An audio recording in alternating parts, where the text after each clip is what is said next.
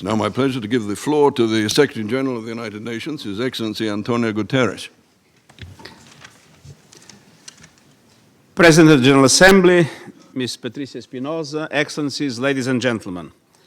I'm very pleased to speak at this important meeting, and I thank the President of the General Assembly for convening it. I have two simple messages today.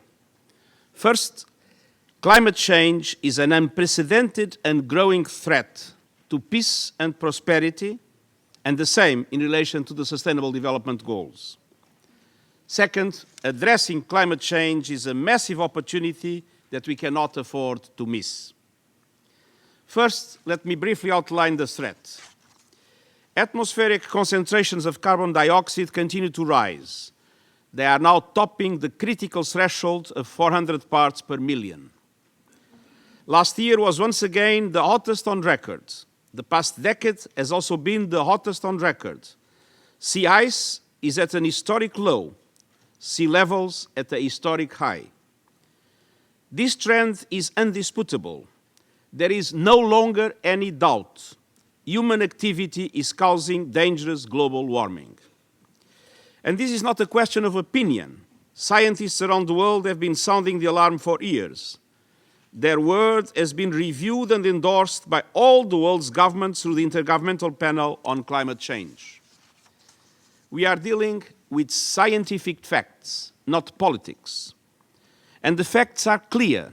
Climate change is a direct threat in itself and a multiplier of many other threats. We face serious risks across the whole of the 2030 agenda.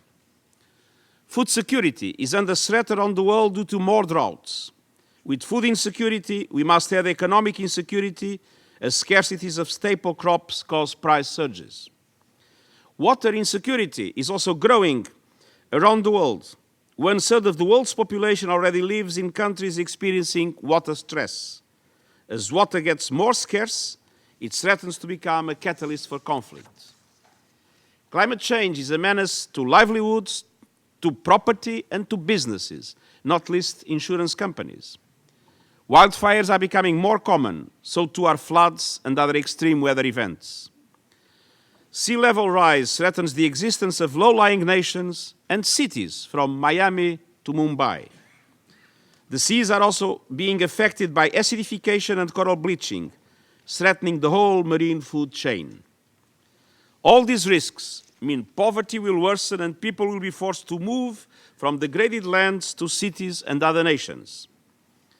This is why military minds around the world take climate change very seriously indeed, as a threat multiplier with direct consequences for peace and security.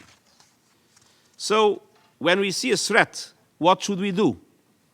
It is very clear that we should act. Action has been slow coming, but just over a year ago in Paris, the world has acted decisively. The Paris Agreement on climate change is unique in its universality. Every single government signed it. After it was adopted in December 2015, the agreement entered in force in less than a year. Today, more than 130 parties have ratified it, and the numbers are growing monthly. The United Nations is committed to helping all member states to implement the Paris Agreement and the 2030 Agenda. The countries that supported the Paris Agreement are the same that adopted the Sustainable Development Goals, and they comprise all United Nations member states.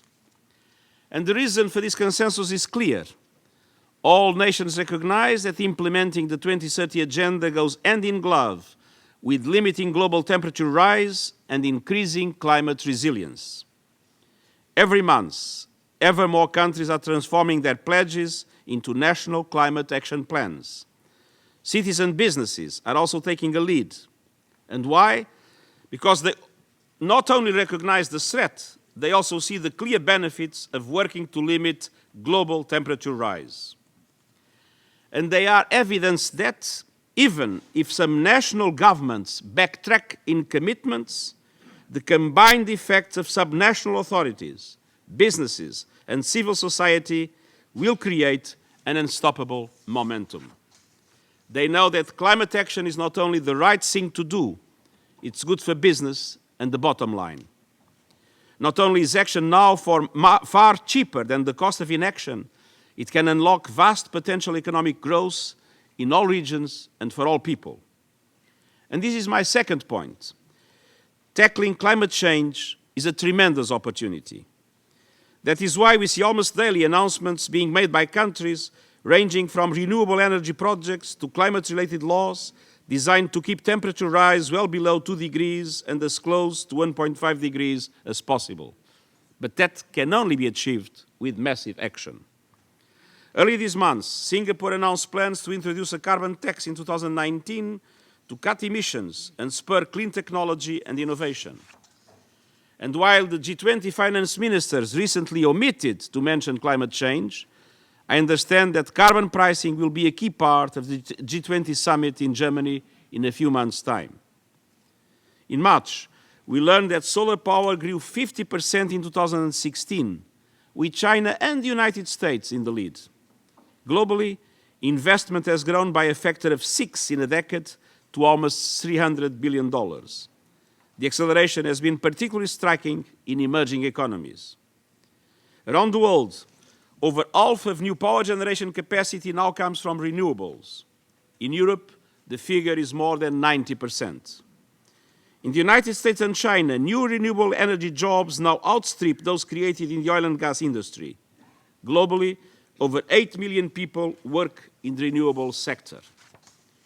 This year, Saudi Arabia announced plans to install 700 megawatts of solar and wind power. The Asian Development Bank has signed a new $109 million financial package for geothermal power generation in Western Indonesia, supported by Japan. And industry experts predict India's solar capacity will double in 2017 to 18 gigawatts. So the trend is clear. The world is moving towards a green economy. Governments and businesses increasingly understand that there is no trade-off between a healthy environment and a healthy economy. We can have both. Green business is good business. Renewables are one example. Energy efficiency is another. The International Energy Agency has identified that investing in energy efficiency could boost cumulative economic global output by $18 trillion US dollars. And this is more than the total outputs of the US, Canada, and Mexico combined. As we work towards Sustainable Development Goal 7 to provide clean, affordable, and efficient energy for all, it is clear that the world will need to invest massively. Estimates predict future spending on energy infrastructure alone will total some $37 trillion. So given the facts about youth unemployment, air pollution, and climate change, surely it's common sense to put the money where it will create the most jobs, deliver the biggest healthcare savings, and have the most impact on global warming. In other words, it makes sense to invest in combating climate change for a sustainable future. Excellencies, if we want to protect forests and life on land, to safeguard our oceans, create massive economic opportunities, prevent even more massive losses, and improve the health and well-being of people and the planet, we have one simple option staring us in the face. Climate action is a necessity. And it is also a clear opportunity to advance all our efforts to achieve the Sustainable Development Goals. How we go about it can be subject of scientific and political debate, but there is no question that we must act urgently and decisively now. That was the verdict of all the world governments in Paris in December 2015. And it remains the only viable way to safeguard peace, prosperity, and a sustainable future. Thank you.